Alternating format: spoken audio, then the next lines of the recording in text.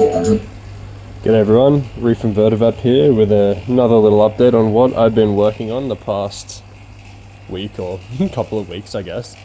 So, what I've been doing, we've got the caps. So I've been working on these caps. So I initially didn't care alright, so look on the left. So this hasn't been finished. Look, you can see here, you can see there's some machining marks on the face there around the center, the air intake hole there. And I don't know, like I just wanted it to look a little bit better, so I've gone through a bit of a process, and you can really see this is a nice finish now. So this has taken a lot longer than I expected, actually. So basically the setup that I've been working on here, I've got one tool in here, I've got that, and I'll sand one side, and this is like a 120 grit, sand on this, and then I'll swing around here, and then this is a little mini lathe that I have. I usually have it mounted up in this thing here, but I'll come around here, and I have this on a finer grit sandpaper, so I'll sand that up there, and that finishes the face on the inside.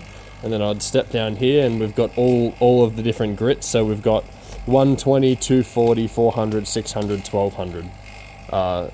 Wet sand, so I just got a little squirty gun. I'll wet this down, sand the whole way up. So sand, turn 90 degrees, sand, then you can just really clearly see when you've gone through that level on the grain. So you then turn all the way through to 1200. So that's sort of like that process there. We've got the vacuum pump going here. I'll explain what's going on in a second there. But yeah, so I've been finishing the caps. So each there's two different caps. Is this one of them here? No, this is another big hole one. So there's two different size caps. We got one here that's got this larger diameter hole here, and then I've got a sort of medium airflow hole here. So I'm putting both of these in with all the VerdaVaps, and yeah, so that's what I've been doing with the caps, just to kind of get everything kind of looking the way I want it to. Anyway, so let's have a quick look over here. You might have seen this at the start of the video. I've ordered some nice fancy different types of woods here. This is birch burl that's been stabilized and dyed, and this is just like a fancy dyed plywood, fancy cut sort of thing. But in future we're going to be having some sort of, you know, like fancy VerdaVap made out of stuff like this, if that's sort of up some people's alleys, I'm sure. Anyway, that's fun. Future stuff to look forward to, but all my focus right now is like fulfilling VerdaVap batch 1. Onto the issue. So this is the big one. I found this out yesterday, and I've been working on it for too long since. So what had happened was, so I glued up all of these handles, and basically again, the glue is a low viscosity, so like very watery, a very watery epoxy, right? And it's a 2-part epoxy, and you mix up part A, part B, and I mix it up with a drill, and to make sure it mixes really well. Anyway, so what happened was, when I was curing the parts, you cure them in the oven. Let's actually see. Yes, alright, so perfect. You can see here. Oh, perfect. Even though there's dramas.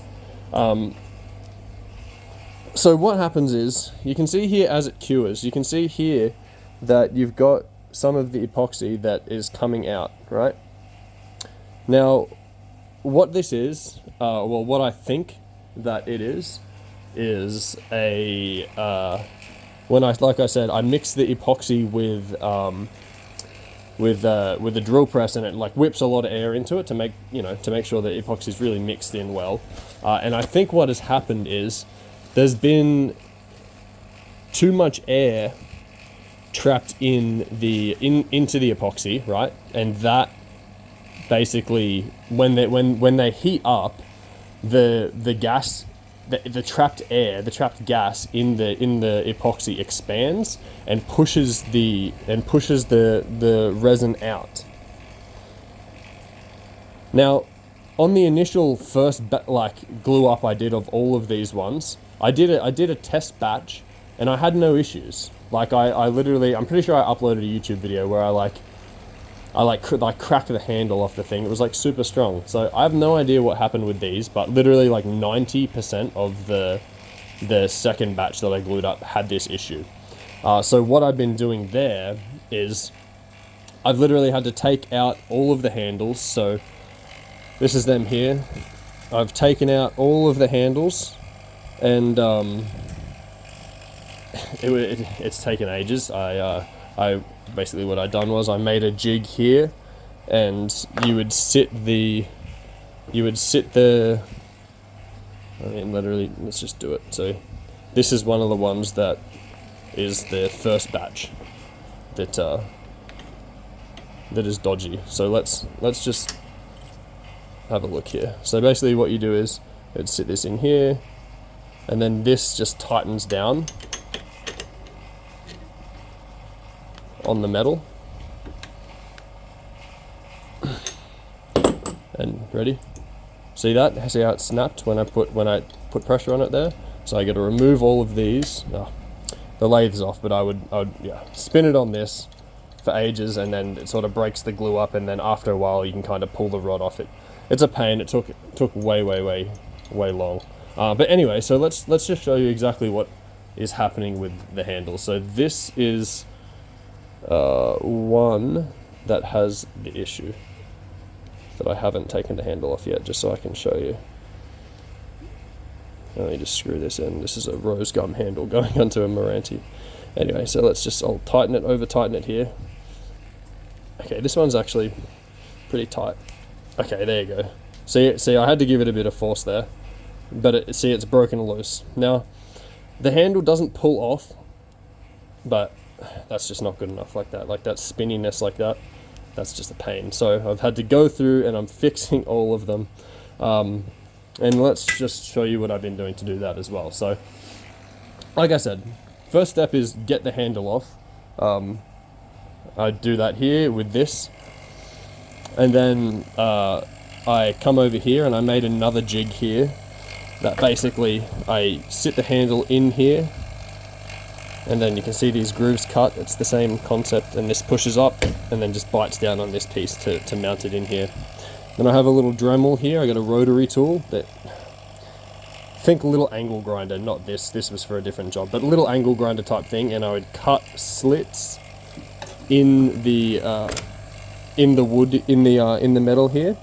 And the reason I'm doing that is because in the design here I've only added these concentric rings, and what would happen is if the glue breaks loose from, like, for instance, the wood, it's glued to the metal and the wood, but if it were to break off the metal or break off the wood, in this instance when it's glued like this with just these concentric rings, when it rotates, it can just rotate freely through these rings, and you could get that spinny motion like I had in these other ones. So in future designs aren't going to be glued on anyway, but what I've done is I've added these kind of long slices down the side here, just to give extra spots for the glue to sit. And anyway, so another thing that we're doing here is let me just make sure. So yeah, that's what I've been. Oh, and also for the wood, I'm adding more surface area to the wood here. Basically, what I'm doing is I'm going in with this tool here, and I don't know if this is on, and just sitting it in and just sort of going through and just putting little divots on the inside like that, and that just gives more surface area and more little pits for the resin to sit in, and it's less likely to get pushed out. Now, to reduce the chance of it getting pushed out, what I'm doing here is I've got the vacuum chamber going and I'm degassing the resin. So I don't know if you can see, I'm trying to get an angle there, and can you see some bubbles popping in there?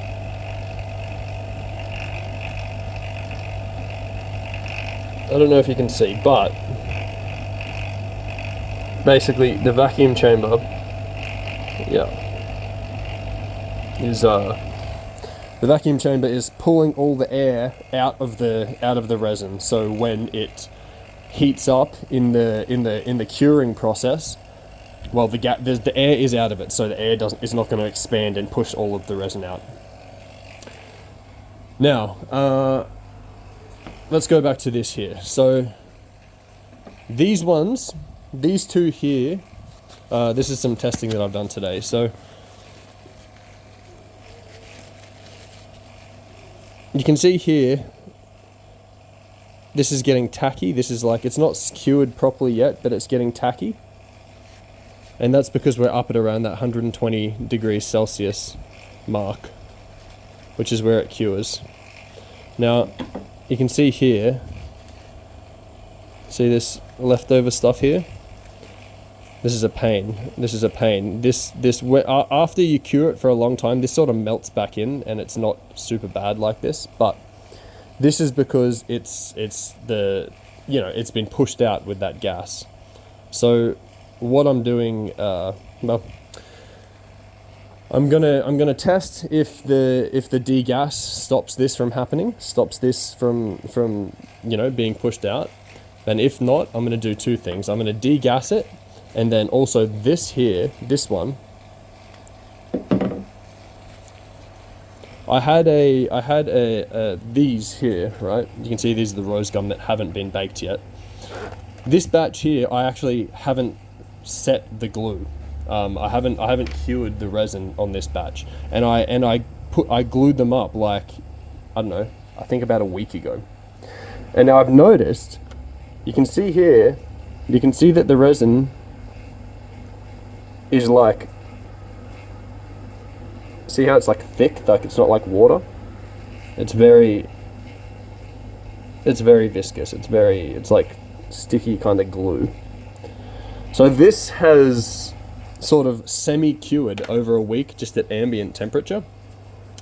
And now this one here is the same, is one of those that I've cured in the oven, or I've begun to cure in the oven at 120 degrees C. So it's got very tacky over a week or two, right?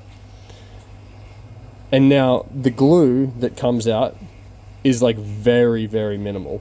And I can clean this up before it sets. As in, like, when some of the glue starts to get pushed out, I'll pull them all out of the oven and then wipe off all the excess, and it won't have like the little marks on them like this. But yeah, this seems like the go. So I think what I'm gonna have to do is I'm gonna degas, and then I'm gonna test to see if that just fixes it and the resin won't get pushed out. And then if not, I'm gonna degas, and then I'm gonna let it cure at a low temperature. I think I might set it in the oven at like 40 degrees Celsius for like a few days realistically, and get it to this same tacky consistency, so it's quite viscous and thick. And then I do the final cure in the oven at the 120 degrees C for like the 5 hours it takes to properly set the glue. I think that should fix it. I think that should fix it.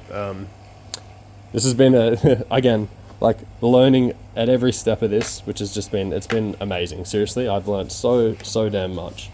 But let's just do a little, I'm just gonna change my gloves because I've been handling that glue.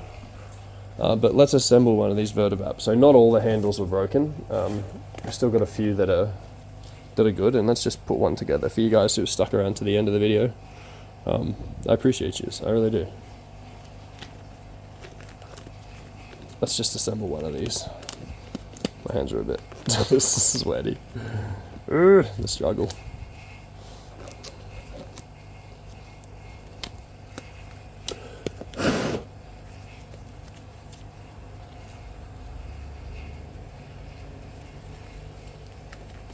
So you can see down here. Oh yeah, look. Sorry, I'm too excited. My gloves aren't even on. Look at these little things as well. How cute. Oh, and another thing that I'm playing with here. Too much stuff going on.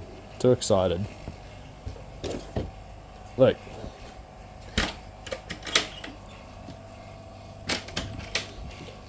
Laser cutter, laser engraver. So I'm going to be trying to get some you know, not for batch 1, but for future batches, you know, a little version number on them or a little something somewhere. I don't know. We'll see. We'll see. Anyway, let's assemble one of these guys. So this is all clean. So these have been all double ultrasonic cleaned and then handled after this point with gloves. So I haven't touched these. Let's put one together. So okay, don't worry about that. Just get out all the parts, and I'll show you how one of these goes together. Now, when they come, they're not going to come with the bowls loaded in, and the filter is also not going to be in. They're both going to be in. You're going to get a little bag like this that's going to have your balls for your VerdaVap. There's 3 balls that take in the VerdaVap, and the filters will be in here. So, see how much better that finish looks compared to the other one, like so much nicer. Anyway, let's get a filter. No, they're the old filters. These are the good ones. Like I said, the filter is not going to be in it, but I'll just show you how to do it. So you just set the filter in. The filter's a little bit wider diameter than the vapor chamber that it goes in, and I use the downstem piece to actually set the filter. Just press it in like that, and you feel it kind of snap into place. And it sits snugly down the bottom. Alrighty, let's get a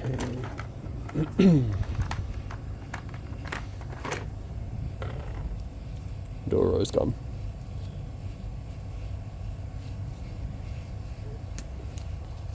Oops, my glove's stuck in there. Well, that one's a little bit tight, I think. That one needs to be machined down. Yeah, look, that actually snapped. Look at that. Wonder what happened there.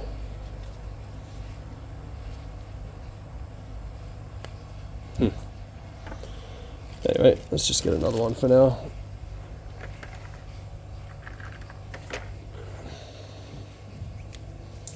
Cool.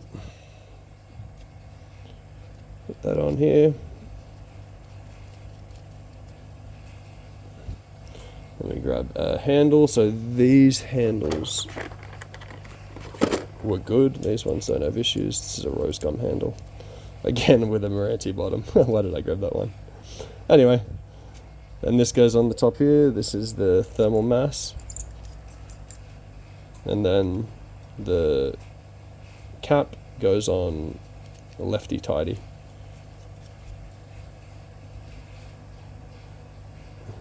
Cool. Well, there it is. So basically next steps are I'm gonna see if this degassing works. Then I just need to re-glue all of the handles, and if just the degassing doesn't work, then I'm gonna kind of semi-cure them over the next half of a week or so, and then do a proper set, and yeah, and then they'll be properly cured and we'll be good. And I'm very confident. I'm very confident just in the fact that I opened up and put so much more space, like for the glue to sit with the wood, with the rotary tool in there, like that they really opened them up. So there's a lot more resin that's gone in there than the first lot. Anyway, guys, thanks for sticking around. I appreciate you sticking with me. I love looking at the bubbles. Anyway, guys, thank you. Have a good day. If anyone wants a VerdaVap and hasn't got one yet, well, you can Google it, VerdaVap, VERDAVAP, and you should be able to find the website. Cheers guys, I appreciate you. Soon!